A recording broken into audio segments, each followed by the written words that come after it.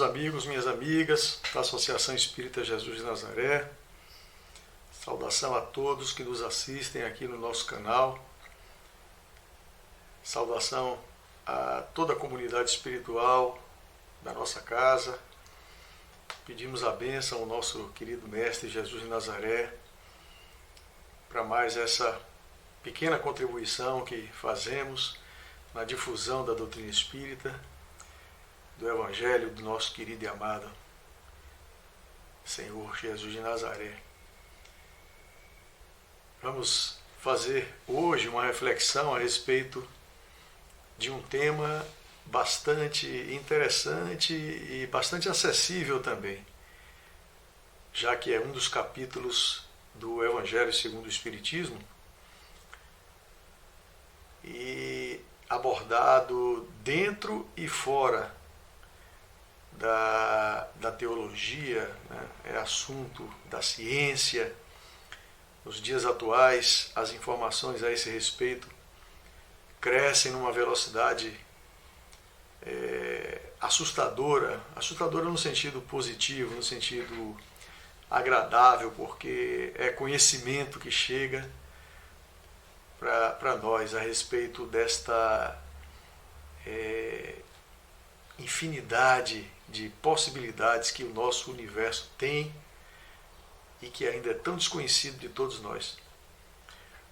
Hoje vamos falar sobre as moradas, as muitas moradas do universo, e que Jesus se refere às muitas moradas da casa do meu Pai.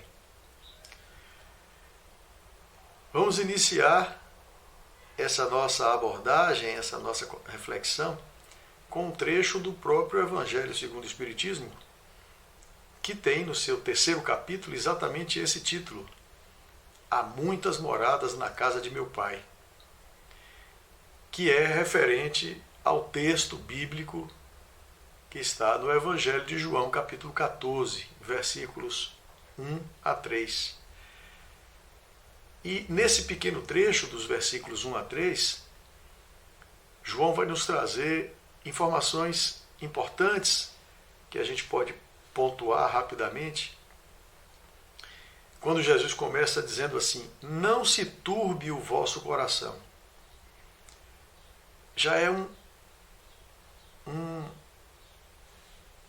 uma forma de acalanto do Mestre, pedindo serenidade a todos nós, para o conhecimento das verdades que viriam progressivamente. E nos tempos atuais, então, que a velocidade com que as informações chegam nos assustam de certa forma. Esse primeiro trecho da mensagem é, de certa forma, consolador. Não se turbe o vosso coração, não se aflijam, serenidade. E vem a segunda parte, que eu acho que aqui nos toca, ou deveria nos tocar, com maior intensidade, que é: crede em Deus, crede também em mim.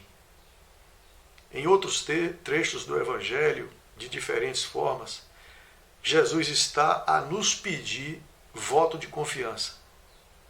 Acreditem em mim, creiam.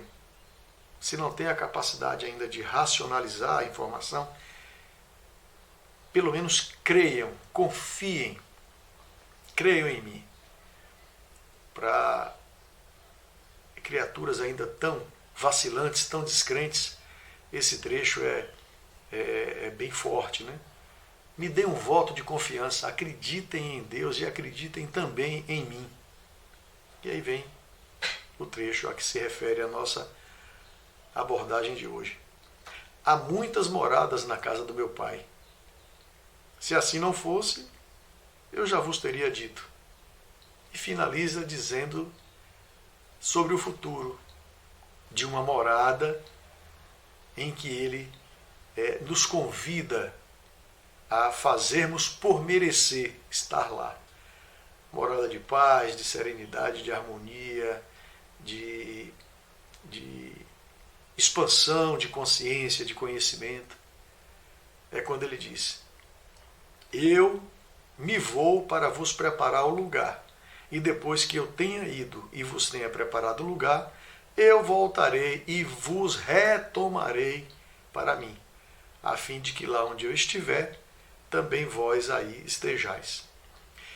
Nós sabemos, nós espíritas, por diversas fontes, iniciando na codificação com Kardec, que os tempos agora de transição, em que estamos entrando em mundo de regeneração, é uma fase de preparação.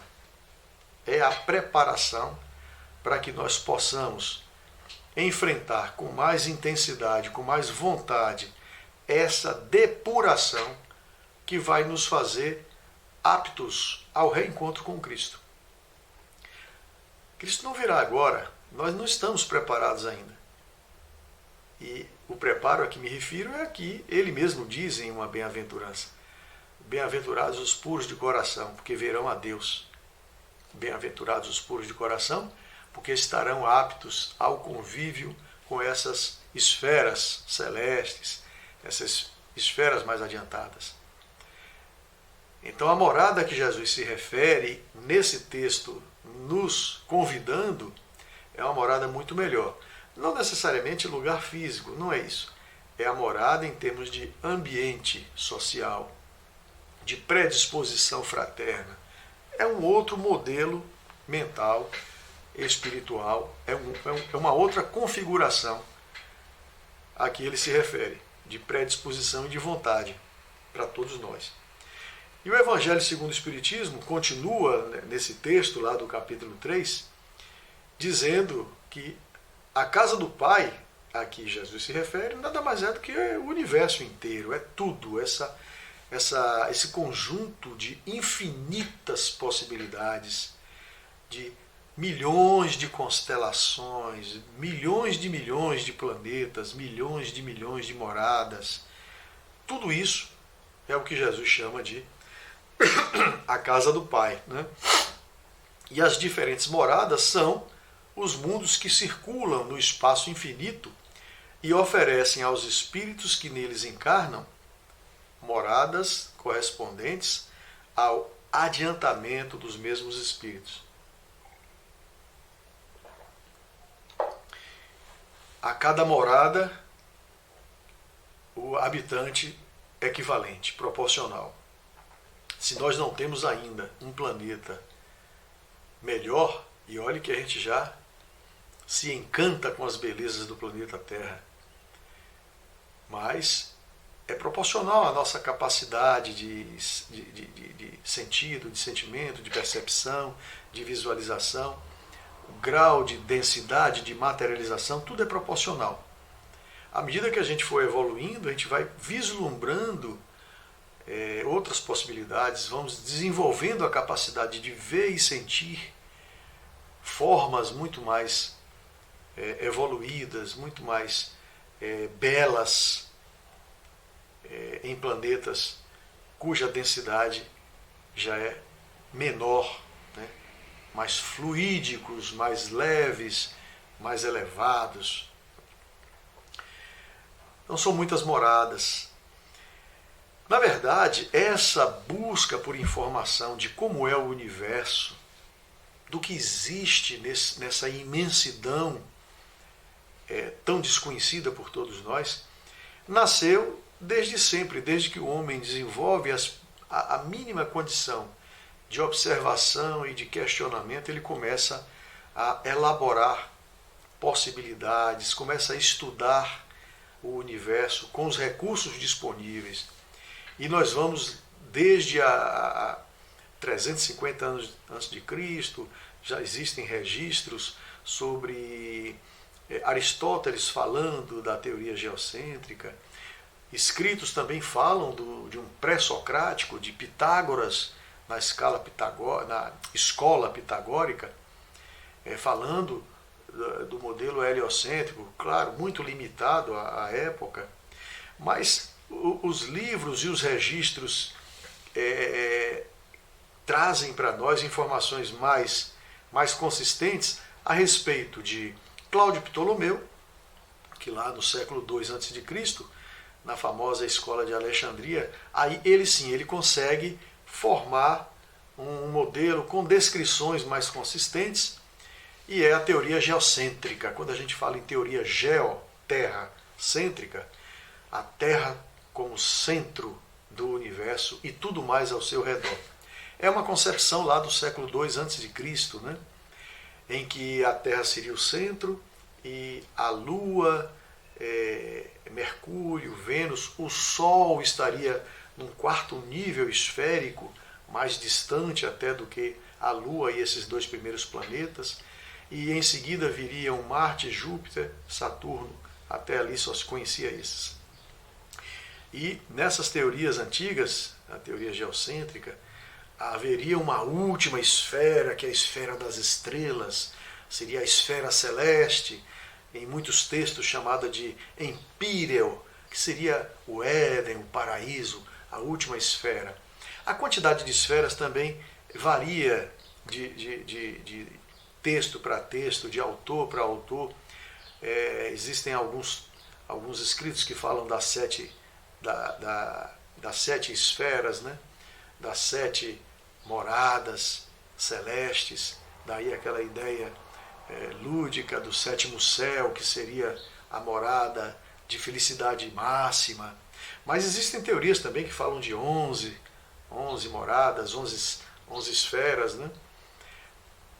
Essas variações existem de caso a caso, mas todas elas concebendo a ideia central de que o universo, até então conhecido, né, tão pouco conhecido, tão reduzido à percepção da época, tinha a Terra no centro e tudo mais ao seu redor.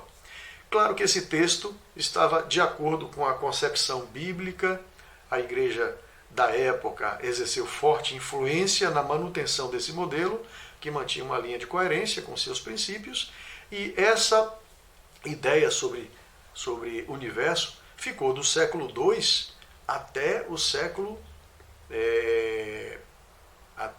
XV, né? 14, 15, sem nenhuma alteração. A teoria geocêntrica permaneceu durante 14 séculos, né? Cerca de 14 séculos, quando então um cientista, né? Um estudioso chamado Cláudio Ptolomeu, que viveu de 1473 a 1543, aí ele cria já o início de uma revolução. Ele dá forma ao sistema heliocêntrico. O sistema heliocêntrico que não era novidade, já haviam especulações a respeito desse modelo, mas Ptolomeu dá forma, e ele não defende essa teoria heliocêntrica porque havia uma resistência muito grande, ele tinha medo das punições pelo crime de heresia, e esses trabalhos, né, em algumas obras, consta que esse trabalho só foi realmente publicado depois que ele morreu. Quem realmente vai dar corpo a essa teoria heliocêntrica é Galileu Galilei, né? E antes mesmo de Galileu Galilei, nós vamos encontrar Giordano Bruno. A história de Giordano Bruno é muito conhecida, foi muito polêmico, porque defendeu a teoria heliocêntrica, defendeu a pluralidade dos mundos habitados, né? A Terra não seria o único orbe habitado, seria um dentre milhares, milhões. Isso para a igreja na época foi um crime grave de heresia, e ele morreu por isso. Ele não negou, ele se manteve firme nos pontos de vista que tinha, que não era só esse, eu estou resumindo, mas basicamente a teoria da pluralidade dos mundos habitados e a teoria heliocêntrica, que ele também adotou, foram dois dos pontos da acusação que o levaram à morte na fogueira, morreu queimado, né? Galileu Galilei pega a teoria de Copérnico, reveste de argumentos bem mais consistentes, observações de 60 anos de estudos com a luneta que ele mesmo inventou, e aí ele traz uma série de elementos novos, né? Confirma o sistema de Copérnico com provas materiais, volta a falar dos planetas habitados, dos inumeráveis sóis, né, como centros de outros sistemas planetários habitados, Galileu Galilei é forçado a renunciar a toda a sua teoria para não morrer na fogueira. A gente conhece essa história. Em seguida, aí vem uma série de estudos e descobertas que foram acelerando essa fase de ouro, que é a fase do conhecimento da humanidade, né? A ciência, nesse aspecto, se desenvolve muito rapidamente. Nós vamos ter Kepler, com estudos matemáticos que definem as órbitas dos planetas. Vamos ter Isaac Newton com o grande boom nesse contexto da gravitação universal. Nos traz a lei de gravitação universal. Em seguida, vamos ter Laplace com a mecânica celeste, que na verdade é uma síntese de tudo que já tinha sido descoberto até ali. E, finalmente, né, Einstein, que nos traz com a teoria da relatividade um novo conceito de gravidade, um conceito muito mais avançado. Vem com a ideia, né, revolucionária de gravidade, curvatura de espaço-tempo, né, relatividade do tempo e do espaço. Tudo isso era muito novo e muito revolucionário. Mas o que nós vamos abordar nesse contexto específico das moradas, das muitas moradas, é o que a doutrina espírita nos traz. Mesmo antes da teoria da relatividade de Einstein, que chega ali em 1905, 1915, com as teorias da relatividade restrita e geral, cerca de 50 anos antes, a doutrina espírita já tinha sido plantada, já tinha sido fundada por Allan Kardec com a codificação, e lá mesmo na codificação, especialmente nos livros dos Espíritos, Evangelho segundo o Espiritismo e a Gênese, muita informação a esse respeito. Muita informação a respeito das muitas moradas.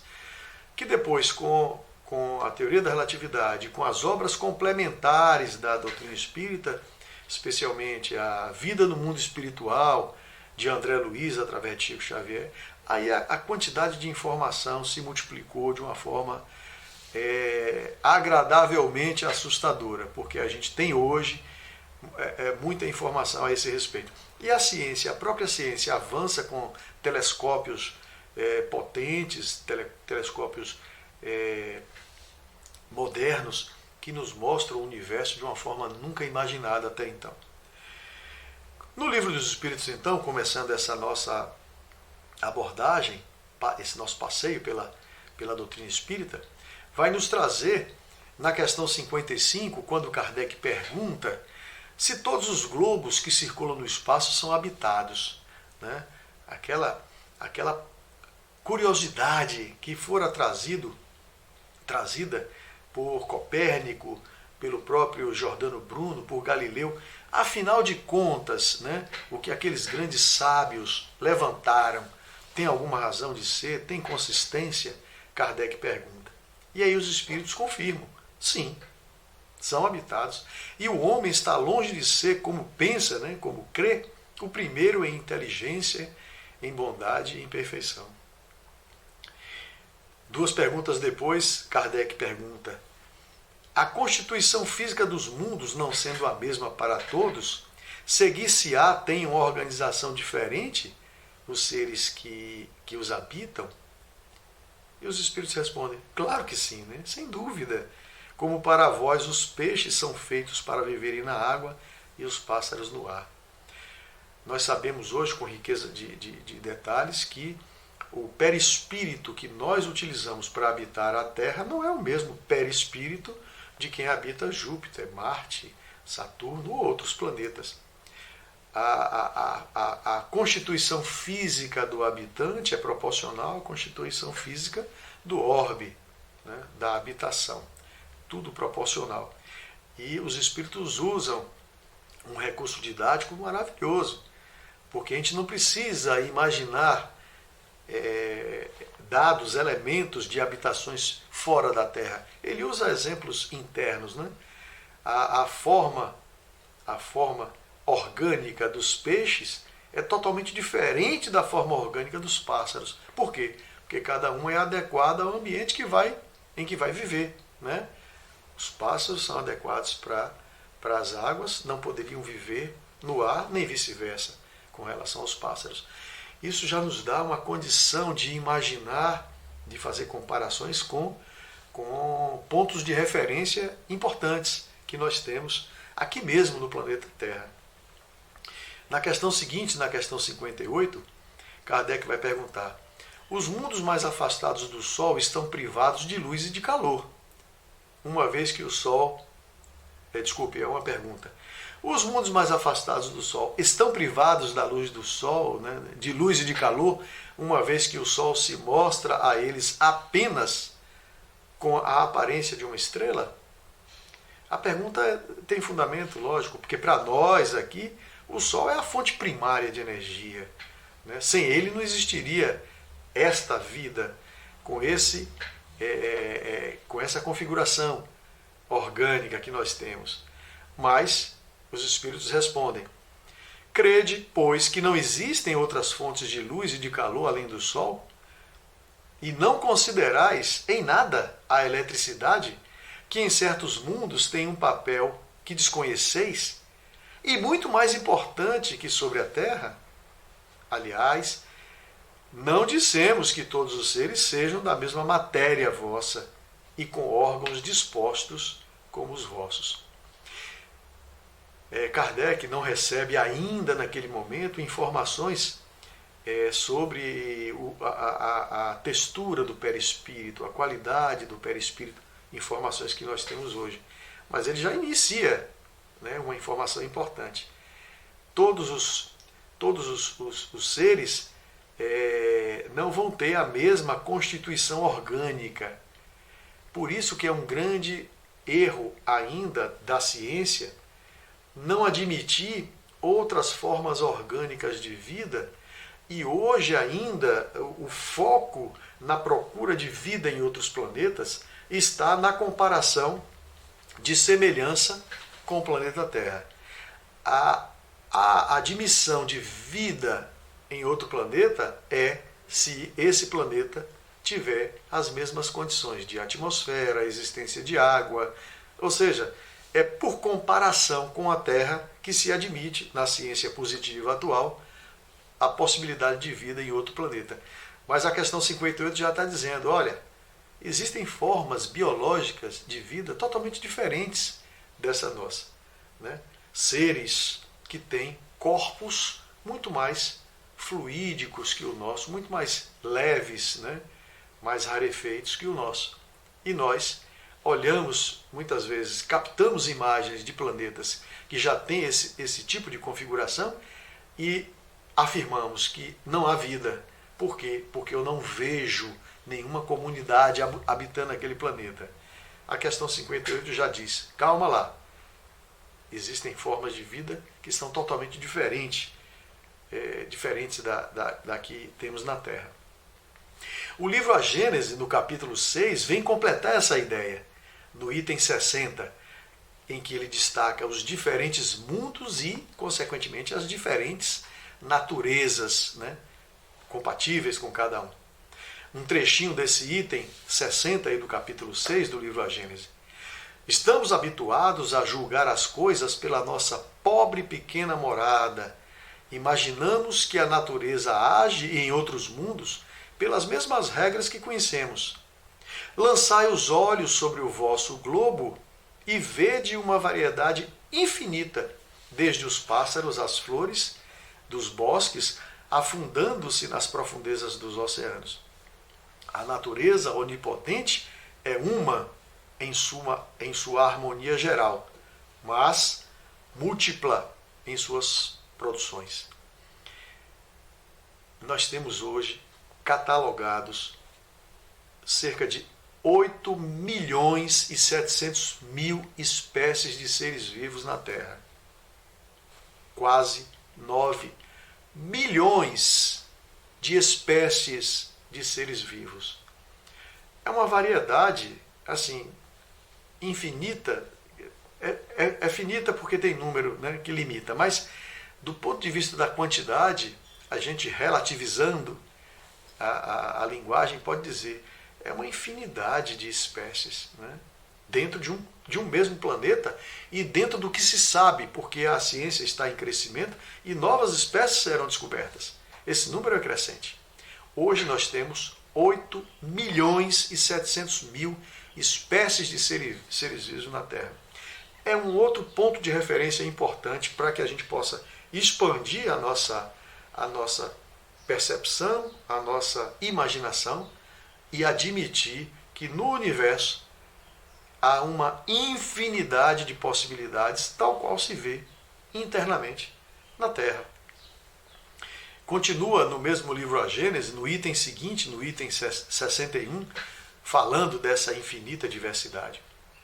Se tal é a variedade em nosso mundo acanhado, gente, mundo acanhado, a gente, claro, dentro do nosso nível de conhecimento e de percepção, nosso mundo ele é gigante nas suas possibilidades. Mas dentro do universo é um mundo acanhado, dito pelos próprios Espíritos.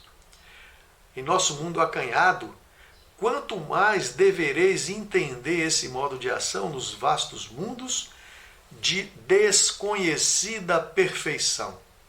Nós nos arvoramos a querer entender o universo que está num nível de desconhecida perfeição para nós, com nossa visão ainda tão limitada, né? Tão acanhada. Não vedes sistemas planetários semelhantes ao vosso e sobre os planetas desconhecidos os 3 reinos da natureza, mas pensais que, do mesmo modo que um rosto de homem não se parece com outro, assim também é a diversidade prodigiosa nas moradas eternas. E não concluais que os milhões e milhões de terras que vagam na amplidão sejam iguais a esta. Mais uma vez, os Espíritos usando da pedagogia, da didática, né, para nos dar referenciais, nos dar pontos de referência compreensíveis. Nós, né, o reconhecimento facial hoje é um recurso muito utilizado, né, pelos sistemas de segurança, de controle. Por quê? Porque não existe uma face igual à outra. Nós somos hoje 7 bilhões e 700 milhões de encarnados, não existe um rosto igual ao outro. É uma prova da infinita diversidade que o universo apresenta em suas múltiplas, em seus múltiplos aspectos, né? Voltando ainda no capítulo 6 do livro A Gênese, no item 32, os Espíritos vão nos falar da nossa galáxia. E hoje, um parêntese rápido, nós tínhamos aí registros de que temos 200 milhões de galáxias no universo. 200 milhões de galáxias, cada uma com cerca de 200 milhões de estrelas. 200 milhões de galáxias, cada uma com 200 milhões de estrelas. Esse número já está defasado. Com os telescópios mais modernos, esse número cresceu. São muito mais galáxias do que se imaginava. Mas no livro A Gênese, escrito há 160 anos atrás, os Espíritos nos diziam que a Via Láctea, nossa galáxia, tem extensão de 100 mil anos-luz. É constituída de cerca de 200 bilhões de estrelas. Eu falei milhões, agora que eu me dei conta do erro, né? 200 bilhões, eu falei milhões, desculpem, 200 bilhões de estrelas. Dentre as quais milhões de sóis são mais luminosos e mais importantes do que o nosso Sol. Esse número aí de 100 mil anos-luz, só um registro rápido, um ano-luz é uma distância gigantesca. Um ano-luz é a distância que a luz percorre em um ano.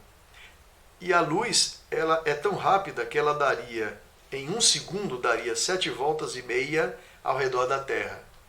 7 voltas e meia ao redor da Terra em um segundo.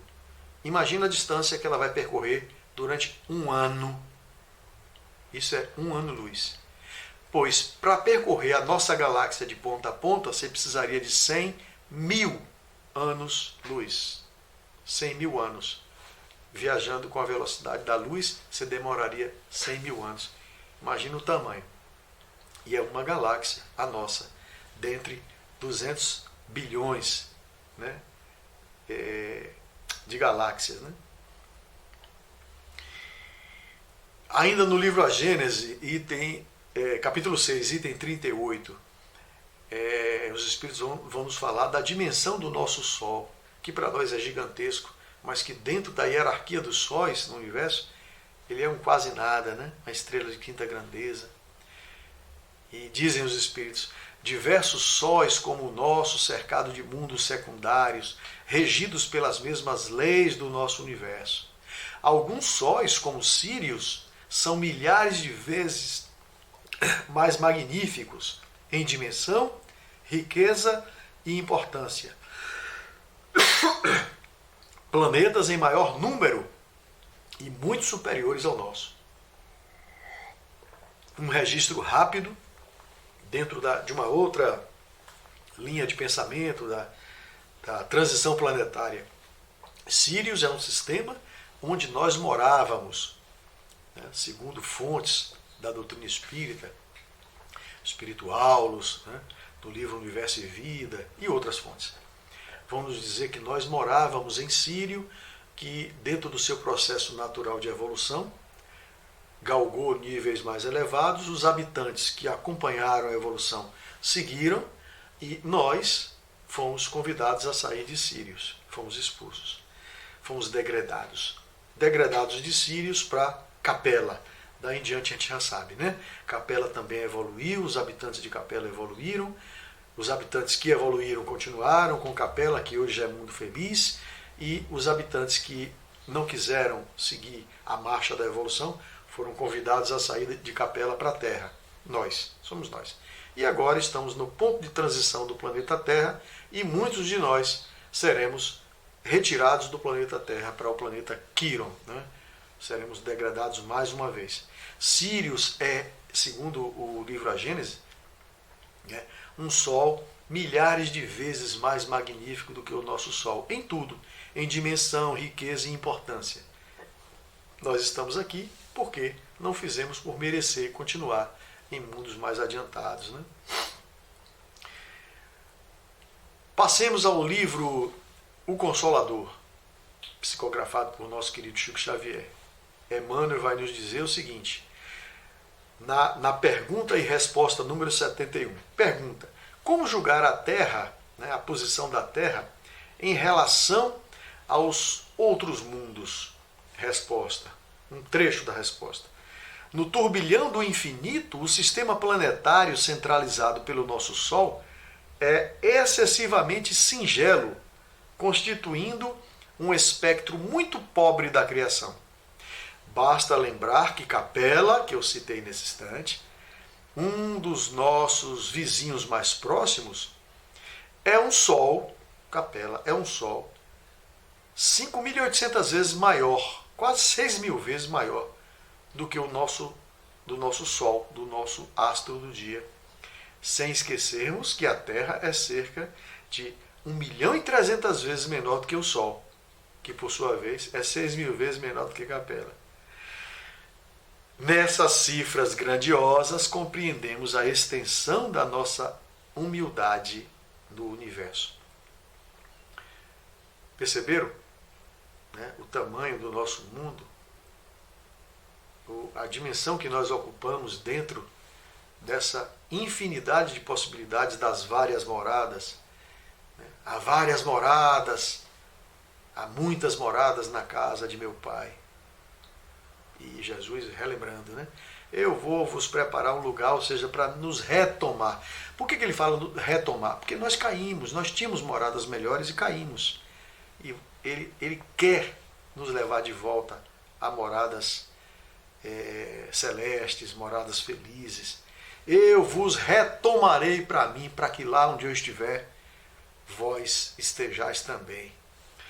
Capela, Sírios, eram moradas mais felizes e nós caímos por rebeldia, né? Por preguiça, por não atentarmos à lei imperiosa da evolução.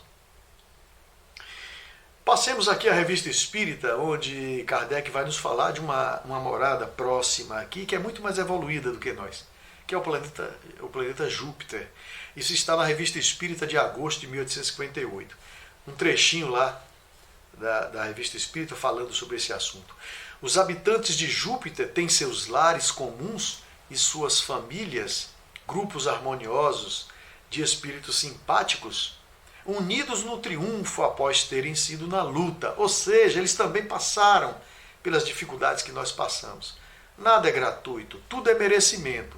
Se Júpiter tem uma população evoluída que merece o ambiente de felicidade que eles têm, muito mais evoluído que o nosso, eles fizeram por merecer. Eles ralaram, eles trabalharam para isso. Daí as moradas tão espaçosas que merecem exatamente o nome de palácios. Ainda como nós, os espíritos têm suas festas, suas cerimônias, suas reuniões públicas. Daí certos edifícios destinados especialmente a essas finalidades. Vale ressaltar que quando Kardec publicou a Revista Espírita com essa informação, ele foi alvo de chacota, né?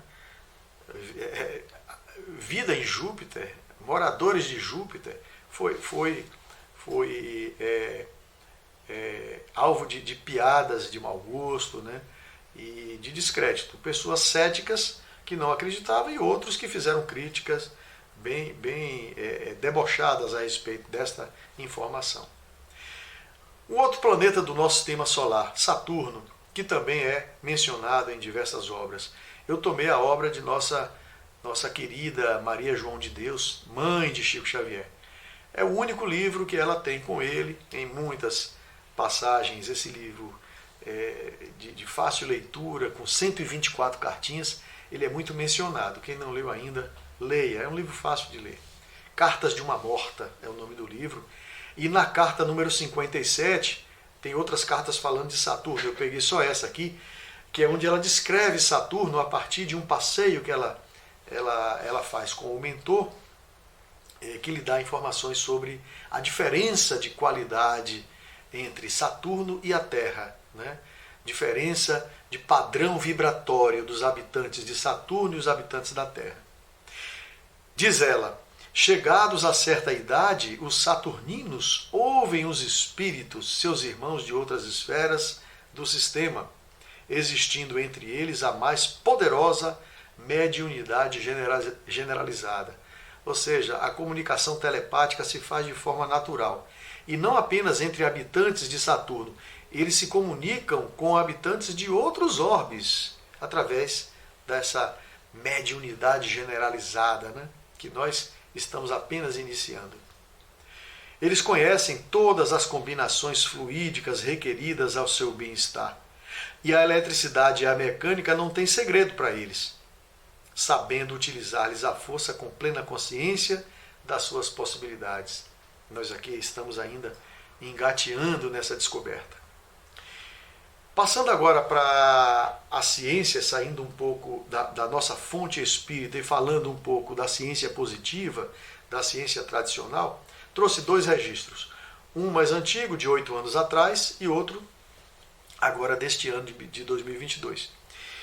Uma matéria que foi publicada na revista Veja em fevereiro de 2014 fala da descoberta de planetas, né?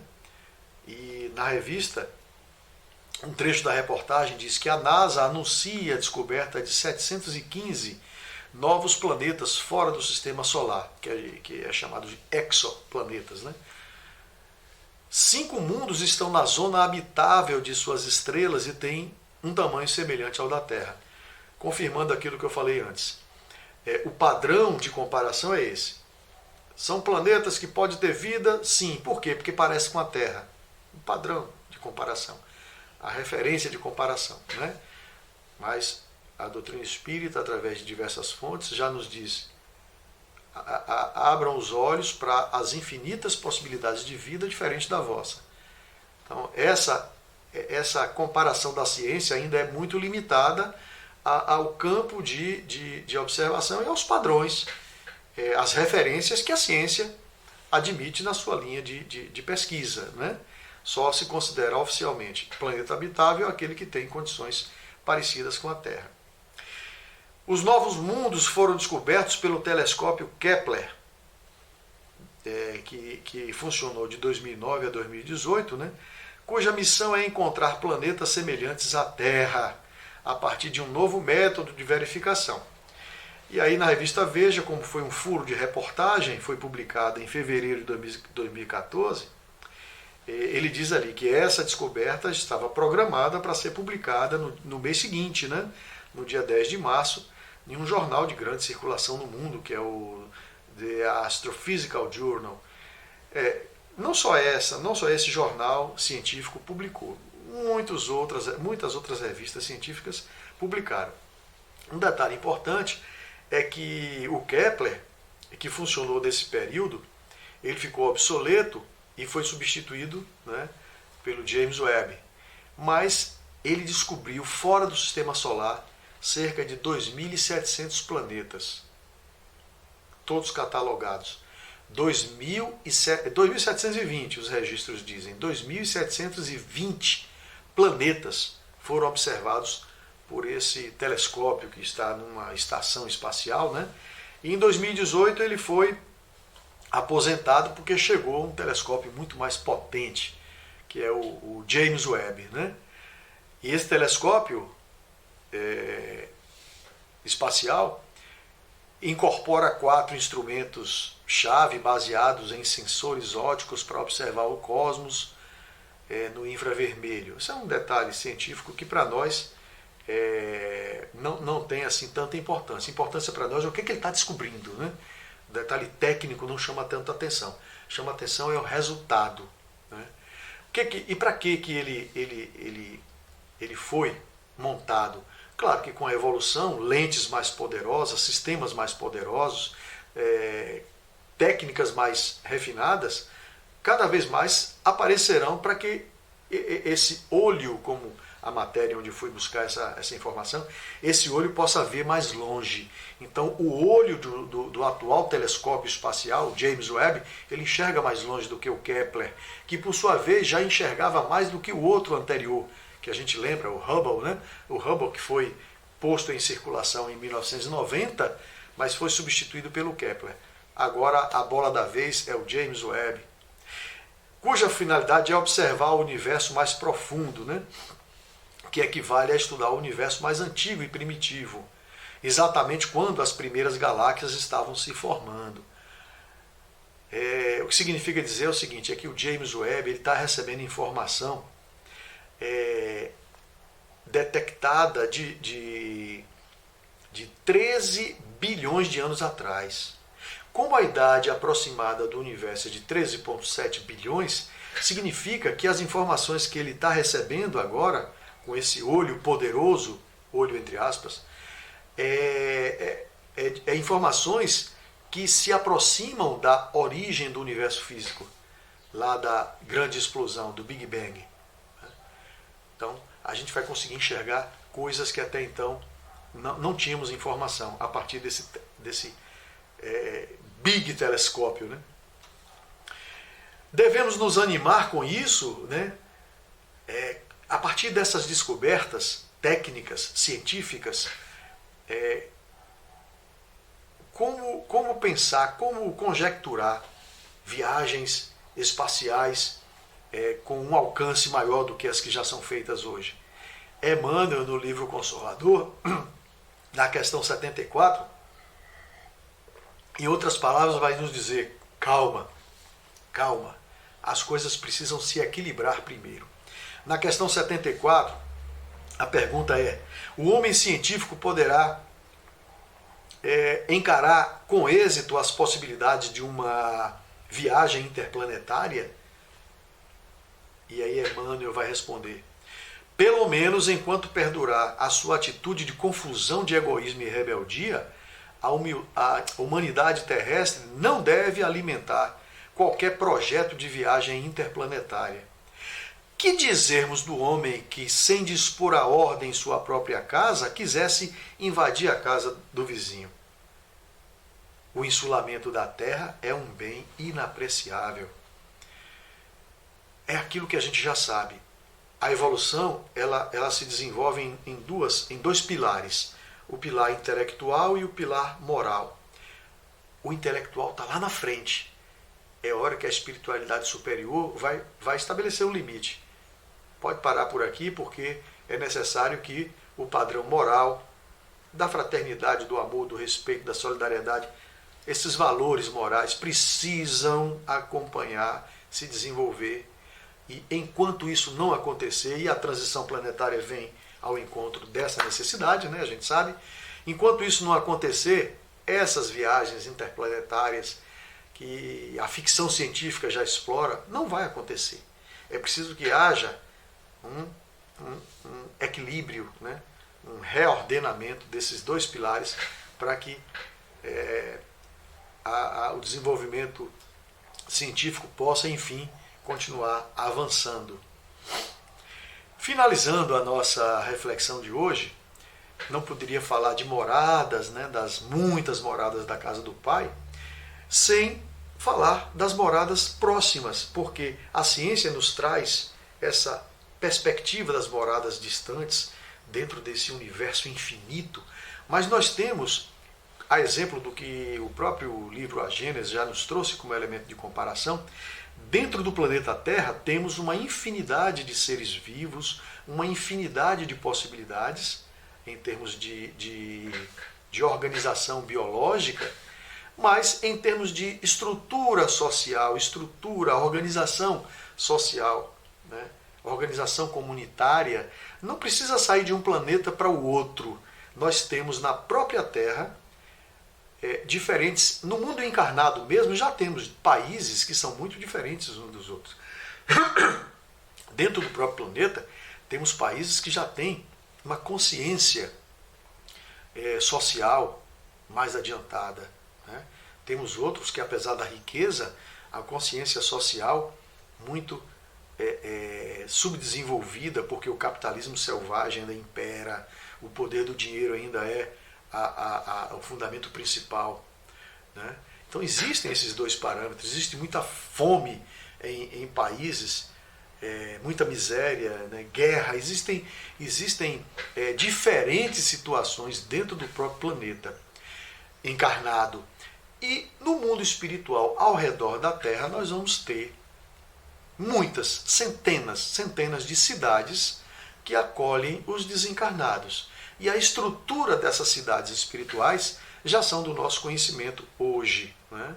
Diversas obras falam das colônias espirituais, e eu vou me restringir aqui à obra de Chico Xavier, na coleção de 13 livros que André Luiz nos escreveu, que é a coleção A Vida no Mundo Espiritual. Mas existe na literatura espírita muitas informações sobre as colônias espirituais, né? E a formação dessas colônias é essencialmente decorrente do padrão vibratório, do padrão moral dos seus habitantes. Então, colônias mais adiantadas abrigam seres mais adiantados. Colônias mais densas, mais pesadas, abrigam seres mais ignorantes, mais inferiores, por assim dizer. Mas vivemos interconectados física e espiritualmente com os inúmeros irmãos nas infinitas moradas da casa do Pai, agora já nos referindo às colônias, né? Aqui, no nosso pobre orbe terrestre, os céus são salpicados de colônias espirituais, diferentes entre si, dentre outras coisas pelo grau de materialização, que são refúgios de acolhida, são hospitais, são oficinas, são escola de todos nós, espíritos em evolução. Cada colônia tem uma finalidade, além de abrigar espíritos de diferentes graus de evolução, também as colônias têm finalidades diferentes. E o que faz, confirmando o que eu disse, o que faz a formação das colônias é a lei de afinidade. Se eu tenho um desenvolvimento espiritual elevado, eu não vou ser, quando desencarnar, eu não vou ser conduzido para uma colônia, para conviver com espíritos, com irmãos nossos, que ainda estão no estado de ignorância. Eu vou ser levado para uma colônia que tenha nos seus habitantes um grau de sintonia, de afinidade proporcional ao meu. E assim será para todos nós quando desencarnarmos. Por isso que nasce essa noção de relativa felicidade ou infelicidade, porque tudo vai ser no agrupamento de espíritos de acordo com o grau de afinidade. As colônias diferem-se também pelo grau de materialização, né? Estão sujeitas às mesmas condições de sol, dia, noite, estações, etc. Por quê? Porque elas estão girando o movimento de rotação da Terra, elas acompanham esse movimento de rotação da Terra também. Por isso que lá nas colônias existe, a exemplo das nossas condições, existem as variações de dia e noite, de claridade e escuridão da noite, né? São de diversos tipos as colônias, como eu falei. Pode ser colônia socorrista, pode ser correcional, de estudo e desenvolvimento das artes, de pesquisas científicas, de autoconhecimento, etc, etc, etc. E para finalizar, citar aquela que nos é mais conhecida, mais famosa, que está retratada no primeiro livro de André Luiz, na coleção de 13 livros, A Vida no Mundo Espiritual, que virou filme, né, teve uma grande repercussão. Quem não leu, leia, vale a pena. Quem quiser ter as noções mais gerais e mais detalhadas sobre o que é uma cidade espiritual, né, de como é a vida no plano espiritual quando desencarnarmos, é um tipo, é um modelo. Como eu falei antes, nem todo mundo, ao desencarnar, vai para uma colônia desse tipo. Vai para a colônia que se compatibiliza com o padrão vibratório, né? Mas nosso lar é uma colônia que foi fundada no século XVI por espíritos portugueses que desencarnaram no Brasil, né? E ela é acolhedora para espíritos que são procedentes da Terra e vão passar por recuperação e educação espiritual antes de reencarnar.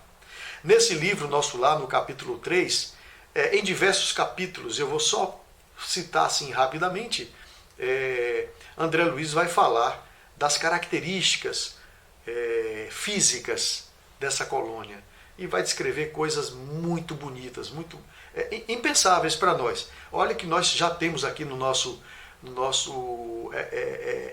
cenário arquitetônico, temos coisas lindas, mas nada que se compare àquilo que André Luiz descreve como belezas naturais do nosso lar. Então no capítulo 13 ele vai falar da branda claridade que inunda todas as coisas ali. Vai falar das preciosas construções situadas em extensos jardins. Em todos os núcleos dessa colônia de trabalho existe ligação direta com as preces da governadoria. Ou seja, é como se fosse uma internet impensável para nós, né? De 500 GB, que 500 GB? 500 tera, muito mais que isso. Uma sintonia, uma capacidade de interconexão que supera qualquer referencial que nós temos aqui de internet. Lá para eles, a colônia Nosso Lar é gigantesca, gigantesca, e de qualquer ponto da colônia há interconexão mental entre eles. De forma que nos momentos de prece, na governadoria, que fica na região central, todos se conectam automaticamente para uma sintonia coletiva. No capítulo 12, ele vai falar do umbral, né? A gente fala muito do umbral. O que são as regiões umbralinas? É uma região transitória, é uma região temporária, né? Que funciona como região destinada ao esgotamento de resíduos mentais. Uma espécie de purgatório. É para exaustão de impulsos ainda que nos acompanham, decorrente dos nossos erros, nossos vícios. Ali a gente vai exaurir todo esse lixo espiritual antes de sermos encaminhados para uma colônia, para aí sim retomarmos a nossa marcha evolutiva. No capítulo 8 também ele vai citar como é a organização dos serviços em Nosso Lar. Vai falar que existem 6 ministérios, cada ministério com 12 ministros, um total de 72 ministros, todos espíritos de alta envergadura, alto escol, né? E vai citar que esses ministros costumam fazer intercâmbio, como a gente faz aqui intercâmbio em países para aprender coisas que estão num patamar mais adiantado, eles fazem também. costumam excursionar em outras esferas. No capítulo 10 vai nos falar do bosque das águas, que é uma outra descrição de uma beleza física que André Luiz ele se encanta, né, quando descreve a beleza, né, do bosque das águas. Os quarteirões que andam quando ele está com Lísias, com os outros orientadores, né? Ele vai falar de fábricas que existem em nosso lar, né, para produzir elementos fluídicos necessários à execução dos trabalhos. Um deles, André Luiz fala, aliás, Lísias fala para ele, olha, só essa fábrica aqui, ela comporta 100 mil pessoas trabalhando, 100 mil pessoas numa fábrica. E é outro tipo de trabalho, né? Não precisa de remuneração financeira, é outro tipo de remuneração, é outro tipo de retorno. E no capítulo 32, finalizando, ele vai descrever os salões verdes. O texto é muito longo, o capítulo todo fala sobre isso, é uma beleza extraordinária. Capítulo 32. Numa das descrições ele vai dizer, trata-se dos salões verdes. Entre as grandes fileiras das árvores existem recintos de maravilhosos contornos para as conferências dos ministros da regeneração. As conferências são feitas ao ar livre porque não tem atmosfera, não tem ciclo da chuva, não tem necessidade desse abrigo que nós temos aqui. Então, o teto é o universo, são as constelações, durante o dia é o sol, é esse cenário que eles têm como teto dos salões verdes. Deve ser uma coisa extraordinária, né? E André Luiz assim descreve. Pois bem, existem muitas colônias, como eu falei, centenas de colônias, cada uma em cima dos países, compatibilizando os costumes, os hábitos, os idiomas. Essas colônias que a gente fala são as colônias de língua portuguesa, né? E das que nós temos conhecimento, a colônia Alvorada Nova é a mais evoluída, né? Está localizada sobre a cidade de Santos, muitos séculos ela já existe, e um detalhe, uma observação, é lá que o famoso Hospital Irmã Sheila está localizado, que é um hospital de grande capacidade de fraternidade, de serviço, de potencial de serviço, que está nessa colônia Alvorada Nova. Existem muitas outras, deixo aqui a recomendação de pesquisa para que vocês se inteirem a respeito dessas moradas, essas muitas moradas que estão aqui perto, são colônias ao redor da Terra, né? Antes mesmo de pensar nos bilhões de outros planetas habitados, vamos observar essas muitas moradas do plano espiritual aqui ao redor da Terra. Encerro com essa mensagem do nosso querido Mestre Jesus, no capítulo... uma mensagem do Evangelho e depois uma mensagem de Jesus Cristo. No capítulo 3, item 2. Enquanto alguns espíritos culpados erram nas trevas, os bem-aventurados gozam de resplandecente claridade e no espetáculo sublime do infinito. E do espetáculo sublime do infinito. Lá também há várias moradas, embora não sejam nem circunscritas nem localizadas. É um outro tipo também de existência que a gente nem sabe, né? Porque tudo para a gente tem que estar circunscrito, porque a nossa referência é toda material. Encerro com essa mensagem de Jesus nos convidando a todo tempo para segui-lo, para fazer as recomendações que ele nos traz no seu texto evangélico, para que nós possamos merecer as moradas de mais felicidade, de maior felicidade. Levantai-vos, vamos-nos daqui. É o convite que ele tem nos feito desde sempre. Cabe só a nós fazermos por merecer esse presente, essa morada a que ele se refere e que espera que nós aceitemos para estar com ele, ao redor dele, de tantos outros espíritos, nessa conjuntura espiritual que nós apenas imaginamos, mas que já sabemos que deve ser algo de uma felicidade indescritível. Que tenhamos todos bom ânimo, que tenhamos todos força e vontade para alcançarmos esse patamar de felicidade a que o Mestre Jesus se refere. Fiquem com Deus e até uma próxima oportunidade.